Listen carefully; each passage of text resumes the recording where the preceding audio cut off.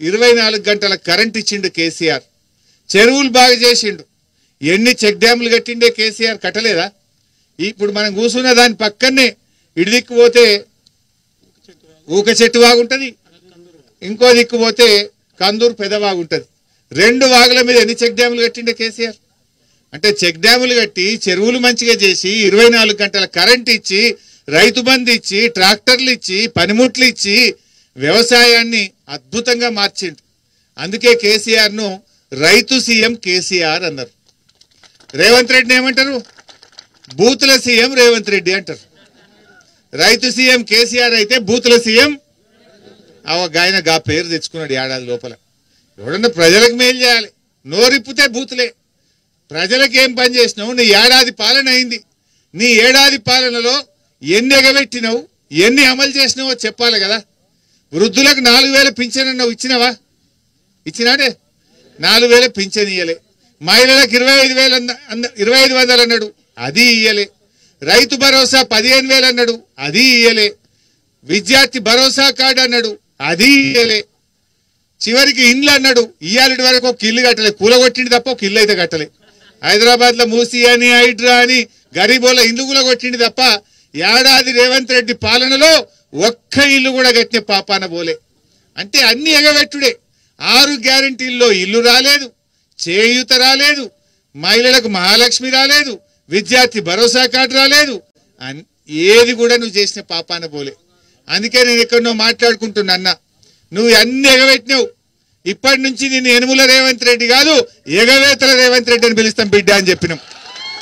నువ్వు అన్ని ఇచ్చేదాకా నీకు యాదికి రావాలి కనుక నిన్ను ఎగవేతల రేవంత్ రెడ్డి అని పిలుస్తాం, నీ ఎంబడినే పడతామని చెప్పినాం. ఇలా ఆ రకంగా ఇవాళ ప్రజల్ని మోసం చేస్తున్నాడు. మొన్న వచ్చిండు కురుమూర్తి జాతరకు, నేను మహబూబ్ నగర్ జిల్లాకి ఇంత అద్భుతం చేస్తున్నా, నా అంతే ఒకటి చేస్తలేడు అన్నాడు.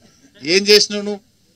ఇవాళ పాలమూరు ఎత్తిపోతల పథకం మొట్టమొదటి ప్రాజెక్ట్. తెలంగాణ రాష్ట్రం ఏర్పడ్డాక కేసీఆర్ గారు మంజూరు చేసిన మొదటి ప్రాజెక్టు పాలమూరు ఎత్తిపోతల పథకం. మీరే కోర్టులలో కేసులేసి భూసేకరణ రాకుండా చేసి కాళ్ళల్లో కట్టెలు పెట్టి ప్రాజెక్టును మీరు అడ్డుకునే ప్రయత్నం చేసింది ఆ రోజు. నిజంగా ఇవాళ అంతా అయిపోయింది పని. నువ్వు గట్టిగా చేస్తే ఒక్క 2 నెలలు 3 నెలలు గట్టిగా పనిచేస్తే మొత్తం నార్లాపూర్ గాని, ఏదుల గాని, వట్టెం గాని, కర్వెన రిజర్వాయర్లు నింపచ్చు. ఈ ప్రాంతాన్ని సస్యశ్యామలం చేయొచ్చు. 4 నెలల పని లేదు, గట్టిగా చేస్తే 3-4 నెలల పని ఉన్నది గంతే.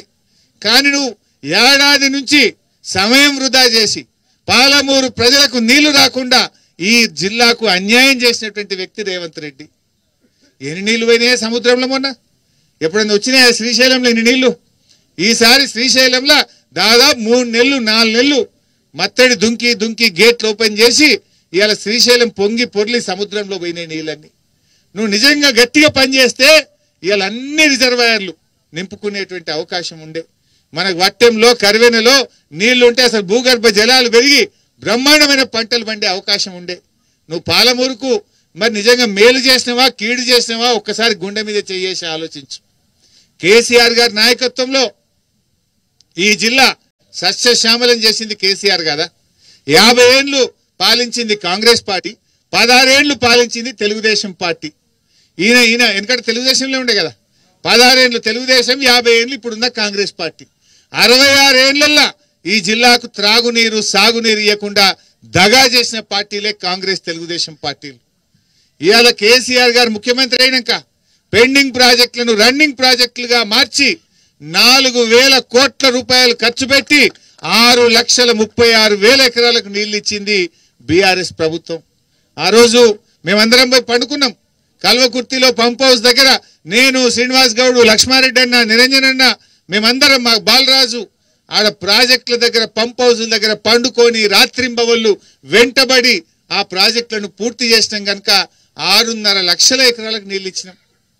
కాంగ్రెస్ ఉంటే తెలుగుదేశం మొక్కలు నాటింది, తెలుగుదేశం ఉంటే కాంగ్రెస్ మొక్కలు నాటింది. ఎందుకు ఇయ్యలే మీరు? కల్వకుర్తి, నెట్టంపాడు, భీమా, కోయిల్ సాగర్ కింద దాదాపు 4000 కోట్లు ఖర్చు పెట్టినాం ఆ రోజు. మేము రాత్రింబవళ్ళు కష్టపడి ఇవాళ 6.5 లక్షల ఎకరాలకు నీళ్ళు ఇచ్చినాం. 66 ఏళ్ల కాంగ్రెస్ తెలుగుదేశం పాలనలో వలసల జిల్లాగా మీరు మార్చిండ్రు. వలసలు వాపస్ తెచ్చిన చరిత్ర కేసీఆర్ ది, బీఆర్ఎస్ పార్టీది. ఇలా బ్రహ్మాండమైన పంటలు పండుతున్నాయి. పంటలు అంటే మా గొప్పతనం అని చెప్పుకుంటారు సిగ్గు లేకుండా. పంటలు యాడికెళ్ళి పండుతున్నాయి?